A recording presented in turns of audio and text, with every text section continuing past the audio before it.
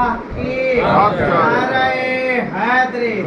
بات بھی سنیے، سورہ کاف کو پڑھیے، موسیٰ علیہ السلام اور خضر علیہ السلام جاتے ہیں۔ تیسرا واقعہ بڑا مشہور ہے، آپ گزرے، دیوار گر رہی تھی، دیہات والوں نے اکرام نہیں کیا، آپ نے اپنے ہاتھ سے دیوار کو ٹھیک کر دیا۔ موسیٰ علیہ السلام بول پڑے کہ عزت انہوں نے نہیں کی، آپ نے دیوار ایسے ٹھیک کر دی مزدوری لیتے۔ آپ نے کیا فرمایا؟ کان ابوہما صالحا، ان کا باپ بڑا نیک گزرا ہے، یہ ان کی نسل میں تو ولی گزرا ہے، اور اس دیوار کے نیچے خزانہ ہے۔ کس نے دیکھا؟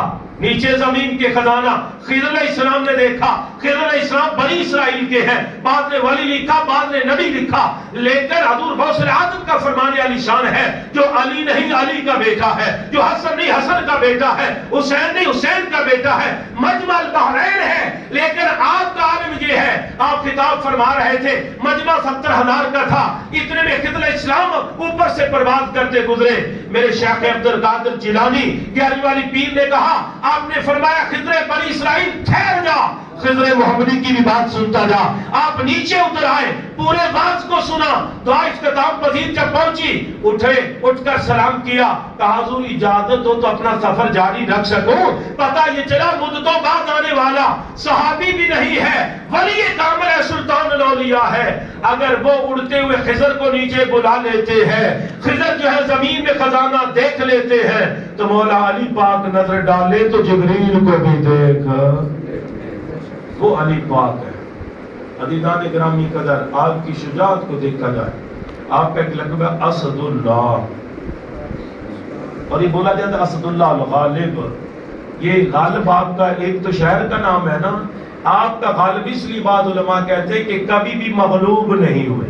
اللہ کا شیر وہ جو ہر وقت غالب رہا، مد مقابل کے سامنے شکست کے آثار تک نہیں ہوئے۔ اگر یہ جملہ آپ قبول کریں تو ایک جملہ بولنے لگا ہوں، اللہ کی عزت کی قسم، جس دن سے علی کے دست مبارک نے تلوار اٹھائی ہے تا دم شہادت، مولا مرتضیٰ کو کبھی بھی شکست نظر نہیں آئی، اور جتنا بھی جا کر کوئی مد مقابل آیا ہے، علی نے اس کو چت لٹایا ہے، اور ہمیشہ رب نے مولا کائنات کو فاتح فرمایا ہے۔ غزوہ بدر سے لے کر خیبر تک، اور جتنے بھی غزوات کا یہ سلسلہ ہے، ہر غزوے میں مولا علی کرم اللہ وجہ، اسد اللہ واسد الرسول، اللہ اور اللہ کے رسول کے شیر سر فرست نظر آتے ہیں۔ علی نے چھپ کر وار نہیں کیا۔ آپ کا بڑا مشہور ہے، کیونکہ اور بھی واقعات تو ہے، لیکن غزوہ خندق کا واقعہ، اس کا تذکرہ نور قرآن میں بھی ہے۔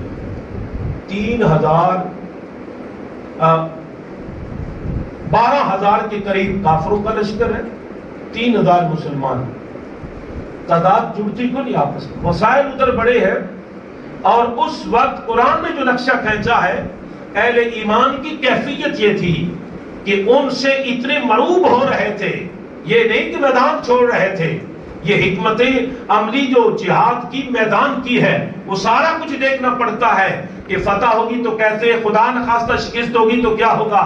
یہ ساری باتیں سامنے رکھ کر اللہ کے قرآن نے وضاحت فرمائی ہے کہ ان کے غلبے کی وجہ سے، ان کا جو لشکر کی تعداد کی وجہ سے تمہارے دل یہاں نہیں دھڑک رہے تھے بلکہ یہاں آ گئے، اور تمہارے ذہن کے اندر طرح طرح کے خیالات آ رہے تھے۔ اتنی تکڑی جنگ تھی، وہ عہد کر کے آئے تھے، ہر قبیلے سے بندے آئے کہ آج نہ ذات مصطفیٰ کو چھوڑیں گے، نہ کسی کلمہ پڑھنے والے، مدینہ بھی نہیں رہنے دیں گے۔ لیکن میرے کریم آقا نے جب خندق کو کھدوایا، انتظام فرما دیے، اب اصحاب رسول بھوکے پیاسے خندق کھود کھود کر تھک گئے۔ ہم سے تو 1 فٹ بھی جو مٹی 2 فٹ اٹھانی ہے تو بڑی مشکل ہے، یہ تو انہی کا حوصلہ تھا۔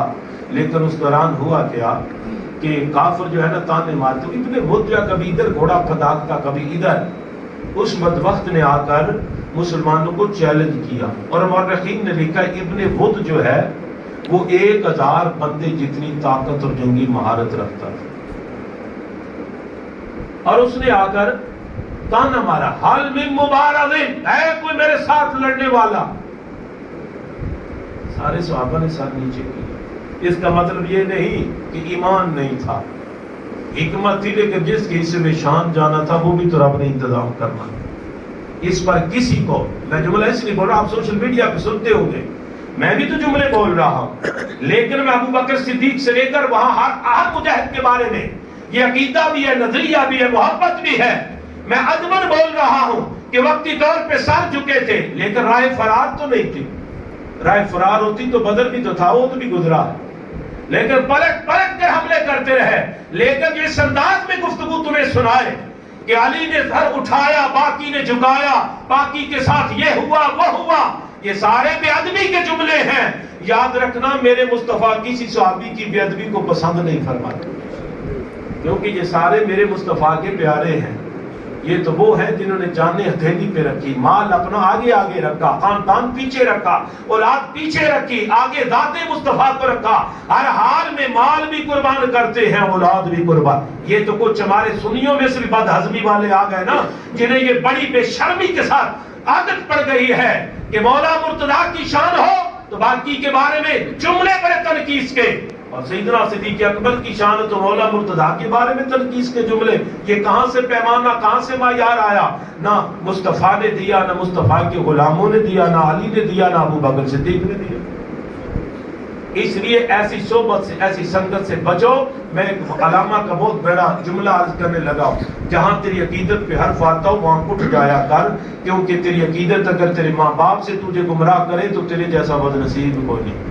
تو میں ایک جملہ آگے بولنا لگا، اگر کسی کے پاس بیٹھ تیری عقیدت اصحاب رسول کے بارے میں تجھے گمراہ کرے، یا اہل بیت کریم کے بارے میں گمراہ کرے، ذات مصطفیٰ کے بارے میں گمراہ کرے، اس عقیدت کی ضرورت نہیں، نہ اس مجلس میں بیٹھنے کی ضرورت ہے۔ اپنی عقیدت بچا، عقیدت سے تیرا ایمان بچا رہے۔ ہم چسکے لیتے ہیں نا، یہ کچھ نہیں ہوتا۔ چسکا لینا ہے تو تب لو جب رات نے پاور اتنی دی، اس کا استعمال کر، جو ابو بکر صدیق نے کیا۔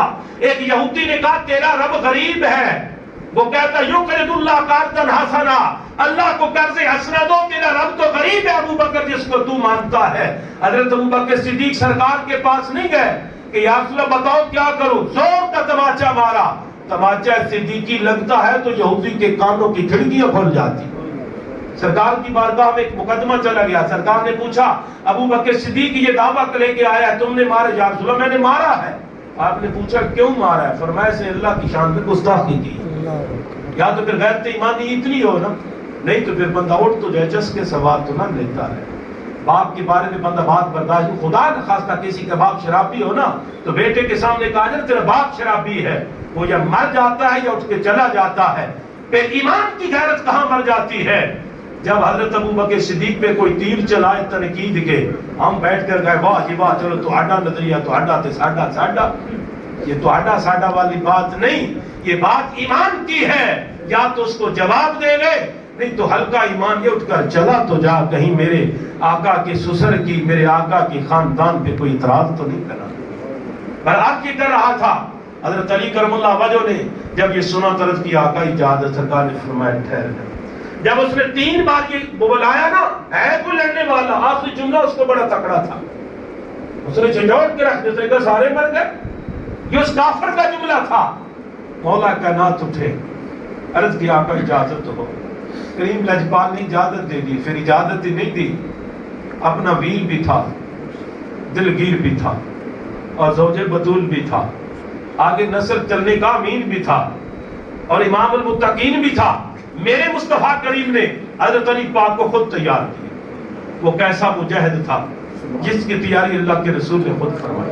آقا علیہ الصلوۃ والسلام افطار حیدری تھی، سرکار نے اپنا امامہ اتار کر مولا علی کے سر پہ سجایا، اور جب مولا کائنات چلنے لگے اللہ کے رسول نے دعا فرمائی، اور جب مولا کائنات میدان میں اترے، آگے وہ بندہ بڑا جری جوان کھڑا ہے، 1000 بندے کی طاقت ہے، جاگ کے رہنا۔ تو عزیزان گرامی قدر کیا ہوا؟ وہ پوچھتا تم کون ہو؟ آپ نے کہا اس سے چھوڑ، تیرا جو مقصد تو لڑنے کے لیے آیا ہے۔ اس نے کہا نہیں۔ آپ نے کہا میں ابو طالب کا لخت جگر علی ابن ابی طالب ہوں۔ اس نے کہا تیرے باپ سے وقت بڑا اچھا گزرا تھا، میں نہیں چاہتا کہ میری تلوار کے نیچے تو آ جائے، کسی اور کو بھیج دے۔ آپ نے فرمایا یہ تیری تعلق داری ہے، میں رسول اللہ کا غلام، تو نے پکارا للکارا، میں میدان میں آیا، میں خود نہیں آیا، مصطفیٰ نے بھیجا ہے۔ اس نے جب دیکھا کہتا بچے تیری عمر نہیں ہے، میرا وجود دیکھ، قد کاٹ دیکھ۔ آپ نے کہا مجھے ان باتوں سے غرض نہیں، سننا چاہتا ہے تو سن۔ ہر بندہ اپنا تحفظ کرتا ہے. میں تجھے دعوت دیتا ہوں پہلے وار تو کر لے پھر میں کر لوں گا. اور میرے باپ علی کا یہ شیوا رہا ہے. ایسے نہیں اللہ نے اپنا شعر کہا اور اللہ کے رسول نے اللہ اور اللہ کے رسول کا شعر ایسے نہیں کہہ دیا. یہ شعر ایسا ہے جب میدان میں اترتا ہے تو لوگوں کی ٹانگیں کانپتی ہے اور چھکے چھوٹ